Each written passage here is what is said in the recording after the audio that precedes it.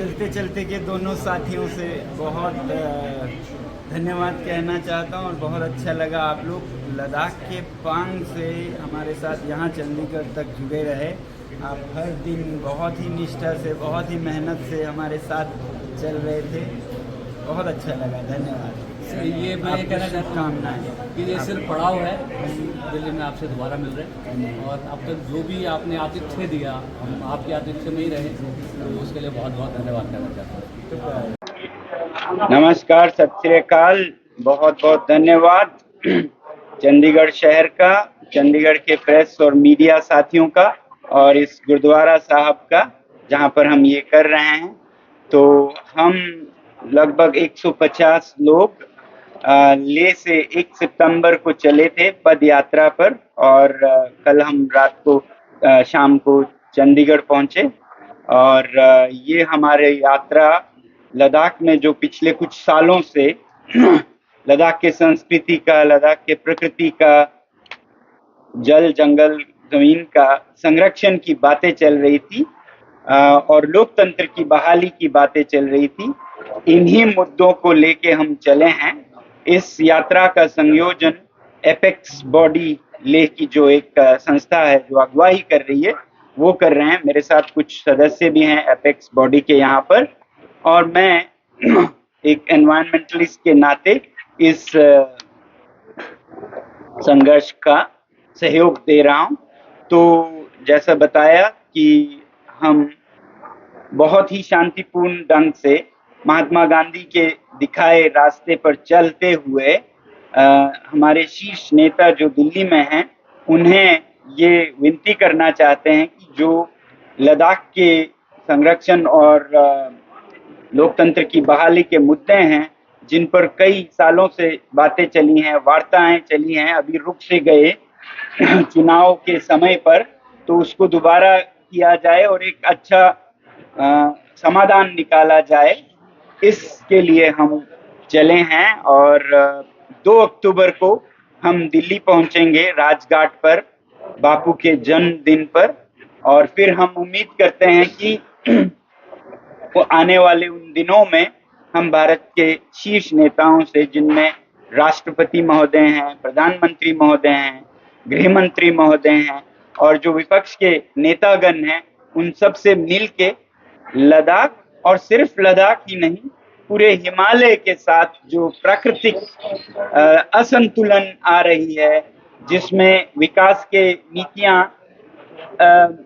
स्थायी विकास के साथ संतुलन में नहीं है, जहां पर विकास के नाम पर ऐसे बहुत काम हो रहे हैं जिससे स्थानीय लोगों को तो परेशानियां हैं ही, आने वाले सालों में सरकार को भी बहुत कीमत चुकानी पड़ सकती है इनको मरम्मत करने में भी, रिपेयर करने में भी। आप सुन रहे होंगे किस तरह से कहीं बाढ़ आ रही है, कहीं बांधें टूट रही हैं, बिजली घर फूट रहे हैं, मगर फिर भी हम ऐसे ही और बहुत से प्रोजेक्ट्स किए जा रहे हैं। वो चाहे लद्दाख में बहुत बड़े स्तर पर सोलर परियोजना हो जिससे कि चरवाहे विस्थापित हो रहे हैं, या फिर हिमाचल में हाइड्रो प्रोजेक्ट्स हुए जिससे बहुत सारी घाटियां, नदियां डूब रही हैं या डूबेंगी।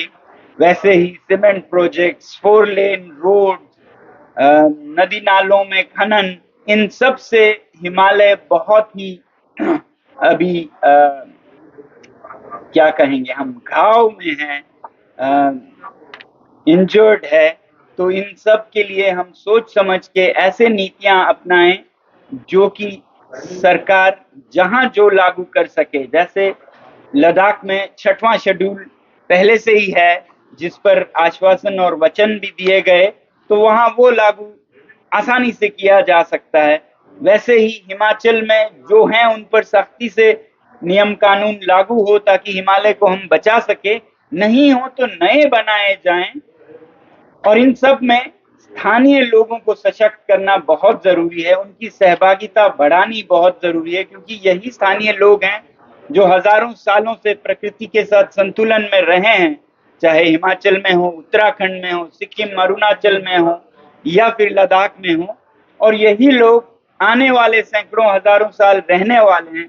तो जो रहने वाले हैं, जिनका इसमें स्टेक है, भागीदारी होनी चाहिए उनकी, क्योंकि अफसर आए और जाएं उनको उतना फर्क नहीं पड़ता है आगे क्या होता है यहाँ की धरती के साथ। वैसे ही कंपनियां अपने फायदे लेके चले जाएंगे, एक तरह का यूज एंड थ्रो करके। यहाँ के लोगों को भुगतना होगा उन गलतियों का खामियाजा, और सरकार को और उसमें भी भारतीय करदाताओं को भुगतना होगा इन गलतियों के मरम्मत का पैसा। आप देख सकते हैं सिक्किम में जो बाढ़ आई, जिसमें बहुत बड़े बिजली घर या फिर बांधे टूट गई, तो 14,000 करोड़ का अब घाटा होगा, तो वो कौन भरपाई करेगा? Tax payers. तो ये मॉडल कुछ अच्छा नहीं है जिसमें कंपनियां फायदा लेके चले जाएं और करदाताओं को उनका मरम्मत करने पड़े, और फिर स्थानीय लोगों को भुगतना पड़े उनकी जो वादियां बिखर रही हैं। तो ऐसे में हम ये विनती करना चाहते हैं सरकार से भी और लोगों से भी कि हम अपने नीतियां ऐसे बनाएं कि ये आज और कल में खत्म ना हो, आने वाली पीढ़ियों के लिए भी रहे। और लोग जो शहरों में रहते हैं उनसे विनती करना चाहते हैं कि वो अपने जीवन शैली बदलें, ताकि उनको इतनी बिजली जरूरत ना हो, या जरूरत तो जो भी हो उससे हमें समस्या नहीं है। जो जाया करते हैं, जो हम एसी चलाते हैं, एक जरूरत हो तो तीन तीन, और वो भी इतना कि हम तपते धूप जब गर्मियों की होती है 45 डिग्री, अंदर रजाई पहन के एसी चाहते हैं लोगों को कि आपके इन एसीज और बिजली जो रात को भी जलाए रखते हैं, जो जाया करते हैं, उसके वजह से हिमालय डूब रहा है, टूट रहे हैं। तो वो अपना जीवन शैली सीमित रखें ताकि और जगह बिखर न जाए। बाकी ये तो पूरे हिमालय के लिए, लद्दाख के लिए हम जो एपेक्स बॉडी ने 4 बिंदुओं पर सरकार से मांग की, उन सब पर हम रोशनी डालना चाहते हैं, विनती करना चाहते हैं उन्हें जल्द से जल्द पूरा करके इस सीमावर्ती संवेदनशील इलाके में शांति आए। तो आपके सवाल हो तो जरूर पूछिए। सोनम जी, आप पिछले काफी समय से इसको लेके संघर्ष कर रहे हैं। आपकी जो डिमांड्स हैं वो भी मतलब प्रथम दृष्टि से वो जेन्युइन लगती है। तो क्या कारण है कि सरकार को सुनाई नहीं दे रही है, वो सरकार सुनना ही नहीं चाहती? यही हम पूछने के लिए जा रहे हैं, क्योंकि कई साल बीत गए, वरना वैसे तो ऊपर तक नहीं पहुंच पाती हैं बातें, तो ऐसा भी हो सकता है। मगर अभी वार्तालाप बातचीत हो रही थी, उनमें रुकावट आई, तो यही हम उन्हें दिखाना चाहते हैं कि लद्दाख जैसे संवेदनशील इलाके में आप अगर लोकतंत्र बहाल नहीं करें, वहां कोई ऐसा मंच नहीं है, असेंबली नहीं है, या 6वें शेड्यूल की तरह जिलों पे स्वायत्त परिषद नहीं है जिनमें चुने हुए प्रतिनिधि आए।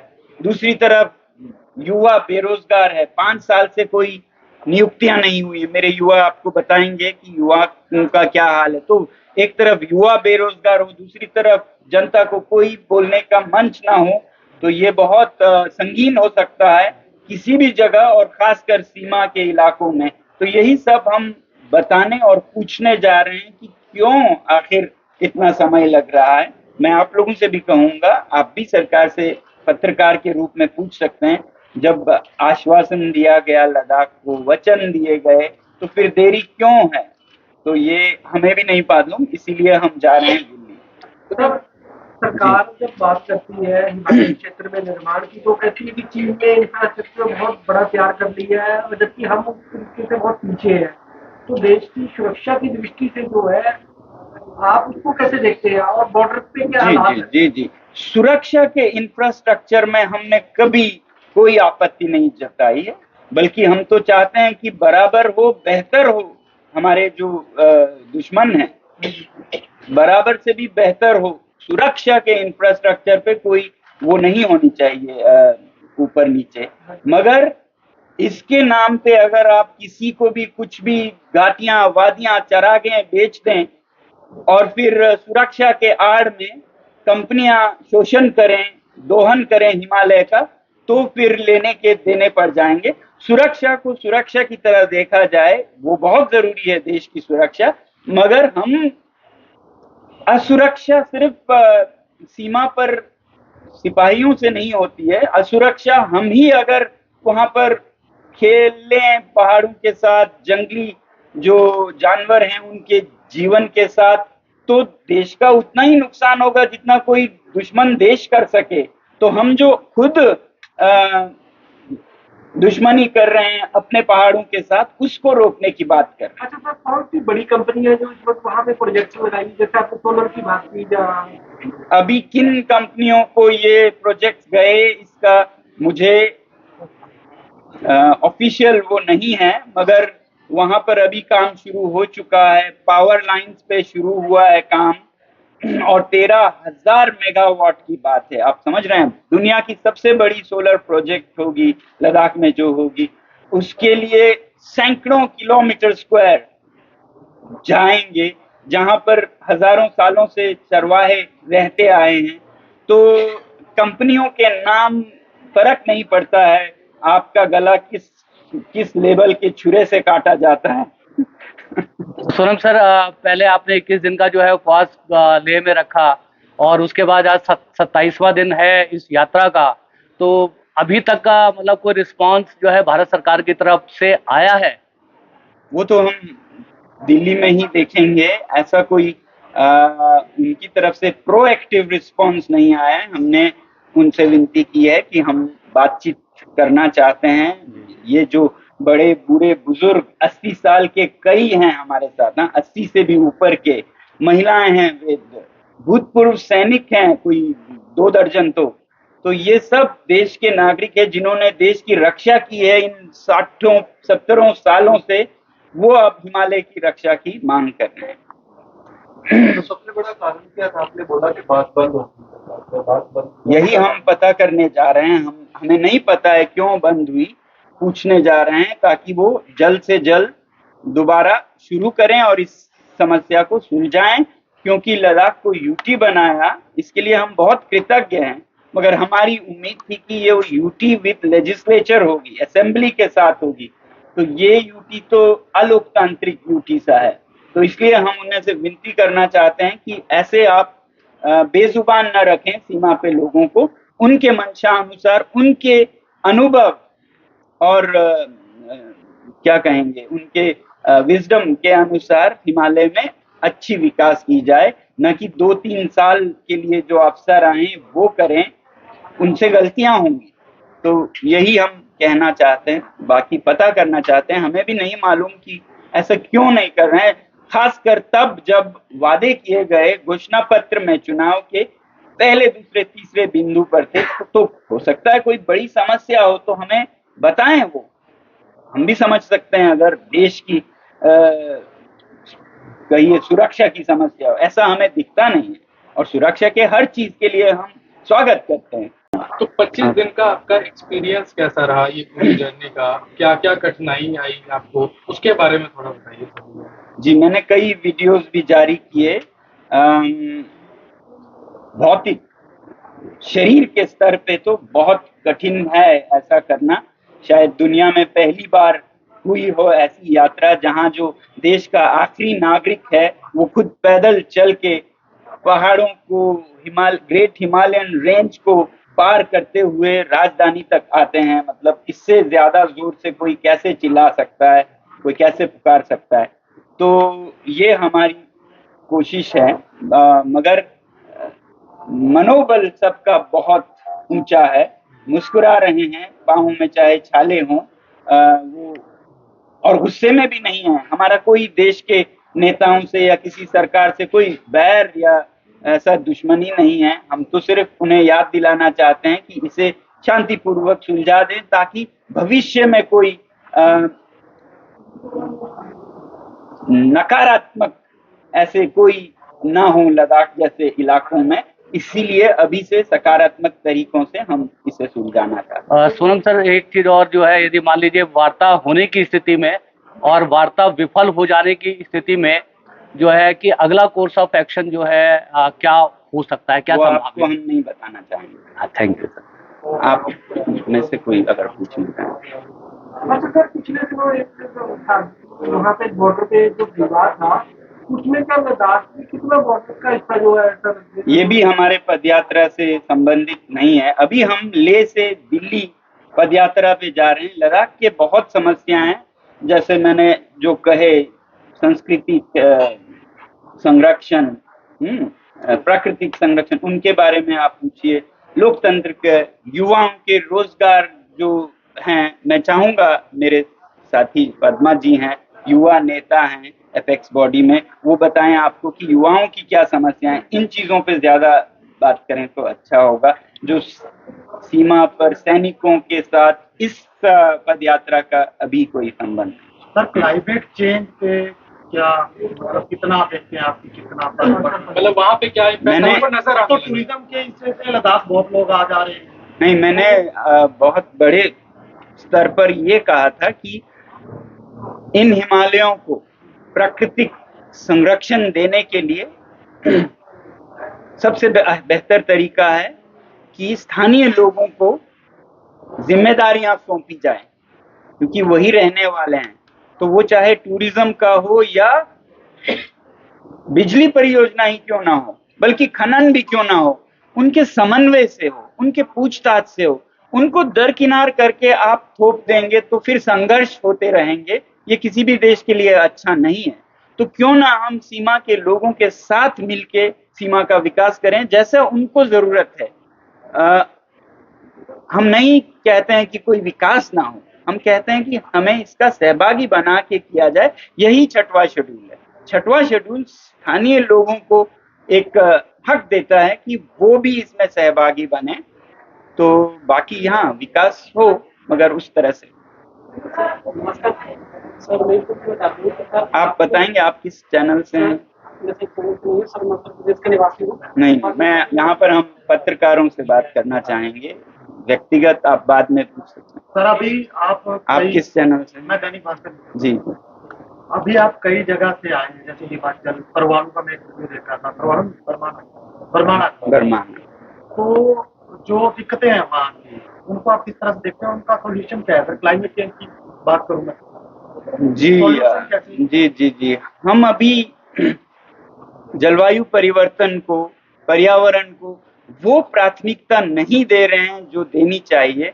हम मतलब जैसे भूखे हों तो कहाँ से क्या मिले, क्या खाएं, क्या पहने, ये सिर्फ देख रहे हैं, जो कि अच्छी बात है। मगर कल हम और भी समस्या में होंगे ये नहीं देख रहे हैं। तो एक तो कल का नहीं देख रहे हैं और आज का भी सबका नहीं देख रहे हैं। कुछ लोगों को बहुत फायदे होंगे, बाकी लोग वहां मर रहे हैं अस्थमा से, कैंसर से। तो ऐसा विकास कैसा जिसमें कुछ मरे और कुछ अरबपति बने? तो इसलिए एक संतुलित विकास हो जिसमें स्थानीय लोगों को सहभागी बनाएं, तो वो खुद बताएंगे कि उनका बेहतरी भी न भूला जाए। दिल्ली आप किस चैनल? अमर उजाला जी। तो जो मैदानी इलाके हैं, चंडीगढ़ है, दिल्ली है, वहाँ के लोगों को लद्दाख बड़ा अपील करता है कि भाई जाएं, और बहुत लोग जाते भी हैं, आप देख रहे हैं। जो आप इम्पैक्ट की बात कर रहे हैं ग्लोबल वार्मिंग का, और जो इतना सारा टूरिस्ट वहाँ भाग रहा है, उसका इम्पैक्ट क्या पड़ रहा है? आप प्लीज एक बार डिटेल में थोड़ा बताएं ताकि लोग को समझ सके। जी, जो लद्दाख के बारे में जानना चाहते हैं, रुचि रखते हैं, मैं तो उनका पहले तो धन्यवाद कहूंगा कि आप देश के बारे में समझना चाहते हैं, अपने घर में, अपने बुलबुले में नहीं रहना चाहते हैं। टूरिज्म का इम्पैक्ट टूरिस्ट के वजह से कम है, टूरिज्म के प्रबंधन के वजह से, कुप्रबंधन, मिसमैनेज के वजह से ज्यादा है, मिसमैनेजमेंट के वजह से। तो मैं तो चाहूंगा लोगों को गलानी महसूस कराने से पहले वहां पर जो प्रशासन है लद्दाख में, लद्दाख यूटी या सरकार, उनसे कहूंगा कि टूरिज्म का प्रबंधन बहुत सोच विचार के किया जाए, जिससे कि सिर्फ ले जैसे एक शहर में 5 महीने में 5 लाख टूरिस्ट आना जाए, ये बहुत कंसंट्रेशन टॉक्सिक है, मतलब बहुत कड़वा है। ये इतने सारे लोग इतने छोटे से जगह पे आए, इसको फैलाया जाए पूरे लद्दाख में। लद्दाख तो 45,000 स्क्वायर किलोमीटर का है, अभी तो 5-10 स्क्वायर किलोमीटर में टूरिस्ट आ जाते हैं, तो इससे तो नुकसान ही होगा। और इस तरह से वो फैलाएं तो इससे दुगना भी टूरिस्ट संभाल सकता है लद्दाख। तो मैनेजमेंट का सवाल है, कोशिशें हो रही हैं, जो अच्छी कोशिशें हो रही हैं उस पर मैं सराहना करता हूँ, मगर बड़े स्तर पे होने की जरूरत है। अच्छी बात यह भी है कि लद्दाख में बड़े बड़े अंतर्राष्ट्रीय चेन्स नहीं है होटलों के, तो इसके वजह से स्थानीय लोगों को बहुत फायदा मिल रहा है। होटल्स, जिस भी होटल में जाएंगे आपको होटल का मालिक भी वहाँ चाय देता दिखेगा या खाने का प्रबंध देखता हुआ दिखेगा। नहीं तो अगर सारा टूरिज्म बड़े बड़े चेन्स को सौंप दिया जाए तो स्थानीय लोग तो वहाँ चौकीदारी ही करते पाए जाएंगे। तो ऐसे कई चीजें अच्छी हैं जिससे कि पूरे हिमालय को सीखना चाहिए लद्दाख में टूरिज्म कैसे प्रबंध किया जाता है। मगर अब जब बढ़ रहे हैं टूरिज्म, जो 40,000 के लिए था अब वो 5 लाख के लिए हो गया, तो फिर मैनेजमेंट स्ट्रेटेजी, जो रणनीति है प्रबंधन की, उसको बदलने की भी जरूरत है। जी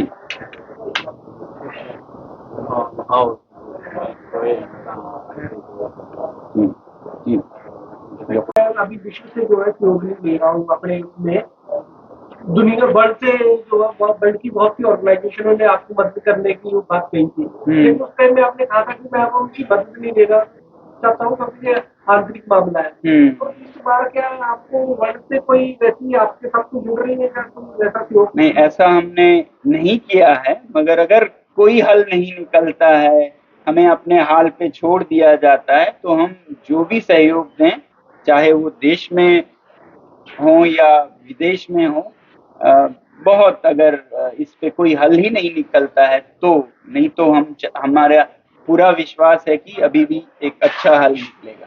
इसी उम्मीद के साथ हम बातचीत करने के लिए जा रहे हैं। दिल्ली से कितना ट्रैक बनेगा सर, कितना किलोमीटर का बनेगा पूरा लेह से लेके दिल्ली तक? बेसिकली डिस्टेंस पूछना चाहते हैं, लेह से आप लोग कितना ट्रैवल करेंगे? 950 से 1000 किलोमीटर तक। अब हम हरियाणा में नहीं जा रहे हैं तो उससे थोड़ा कम होगा, क्योंकि हरियाणा में चुनाव है और हम नहीं चाहते हैं कि स्थानीय राजनीति में हमारा कोई असर हो।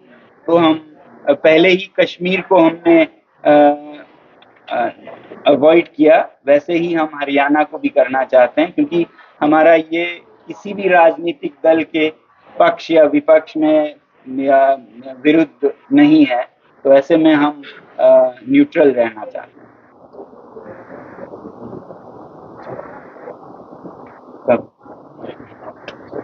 नागरिकों से, छात्रों से भी मिलेंगे एक सेमिनार सी गोष्ठी में। कितने बजे? 12 से 3 बजे के बीच में हम पंजाब यूनिवर्सिटी के doctor SSB university institute of chemical engineering and technology के जो ऑडिटोरियम है, इनमें आप सभी चंडीगढ़ वासियों और छात्राओं से मिलेंगे।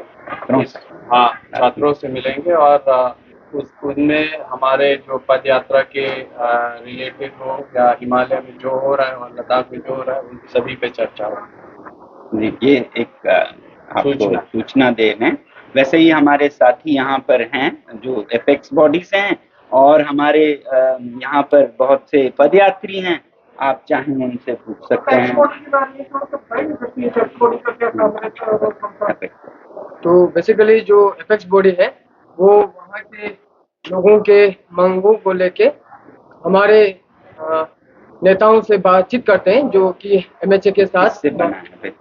एपेक्स बॉडी जो है वो हमारे जितने भी जो एसोसिएशन है वहाँ पे संस्थाएं हैं, और जो रिलीजियस ऑर्गेनाइजेशन है वहाँ के पंचायत है, वहाँ पे नंबरदार है, और जितने भी जो यूथ एसोसिएशन है उनसे बनाया गया एक बॉडी है, जो कि हमारे लद्दाख के मांगों को लेके एक हाई पावर कमेटी बनाया गया है MHA की तरफ से। तो उनके साथ बातचीत करते हैं। तो हमारे सर वंशुक जी जो है वो हमें सपोर्ट कर रहे हैं इस जो भी मांगे जो लद्दाख से उभर के आ रहे हैं या हिमालय के बारे में, तो उनको आगे रख के ये जो पद यात्रा जो है वो कर रहे हैं। तो मैं कुछ युवाओं के जो वचन दिया गया था, जो एश्योरेंस दिया गया था, उनके बारे में कुछ बोलना चाहता हूँ। जैसे कि सर ने कहा कि 2019 के पार्लियामेंट्री और 2020 के डिस्ट्रिक्ट काउंसिल इलेक्शन में उन्होंने काफी सारे लद्दाखियों को एक वादा किया था कि छठे अनुसूची में शामिल करने की और युवाओं को जो है रोजगार देने की। तो आपको ये बताना चाहता हूँ, जब से हमें यूटी मिला है तब से जो है वहाँ पे गेजेटेड पोस्ट पे कोई भी रिक्रूटमेंट नहीं हुआ है। तो आप सोच सकते हैं कि वहाँ के युवाओं का क्या हालत हो सकता है। जहाँ तक हमारे डिस्ट्रिक्ट कार्ड और डिविजनल कार्ड के जो पोस्ट हैं, तो उसमें भी करीबन 2000 पोस्ट निकाले गए, लेकिन वो भी ऑर्डरली और जूनियर असिस्टेंट के पोस्ट तक ही निकाले गए। तो आप जानिए कि उन्होंने एक एश्योरेंस किया था हाई लेवल मीटिंग में, जो हमारा हाई पावर कमेटी बनाया गया था, उसमें उन्होंने एश्योर किया था कि लद्दाख को लद्दाख सेपरेट एक लद्दाख पब्लिक सर्विस कमीशन मिलेगा और जितने भी जो गेजेटेड पोस्ट के रिक्रूटमेंट करने हैं वो लद्दाख में होंगे। लेकिन आज तक वो देने में नाकामयाब रहा। तो हम एक उम्मीद लेके ये जो पद यात्रा जो है हम मजबूरी में कर रहे हैं। हमें एक विश्वास था कि भारतीय जनता पार्टी जो हमारे सरकार है, तो वो हमारे जो भी उन्होंने वचन दिया था, जो भी उन्होंने वादा किया था, वो उनको निभाएंगे। लेकिन हमें ये पद यात्रा जो है वो करना पड़ रहा है। आज तक हम मुहिम करते आ रहे हैं और आगे भी करते रहेंगे। ये तो हमारा सौभाग्य है कि लद्दाख में हमारे पास महत्वपूर्ण लोग हैं, जैसे सुल्तान सेवन जी, सिंह लवरुक जी और कासोनावाचुक जी हैं। उनके दिखाए हुए रास्ते पे हम चलने वाले हैं, आगे भी चलते रहेंगे। एक बार अपना नाम और प्लीज वो मेरा नाम पद्मा संजय जी, मैं एपेक्स बॉडी का क्या नाम जी? पद्मा स्टांजिल।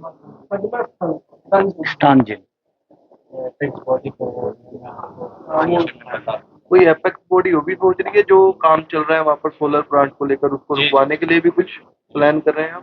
बिल्कुल उसी के बारे में तो नहीं है, पूरे लद्दाख के संरक्षण के बारे में ये एपेक्स बॉडी, इसमें सब आता है। पूरे सामाजिक जो है, राजनीतिक भी है और धार्मिक संस्थाएं भी है। पूरे सिविल सोसाइटी का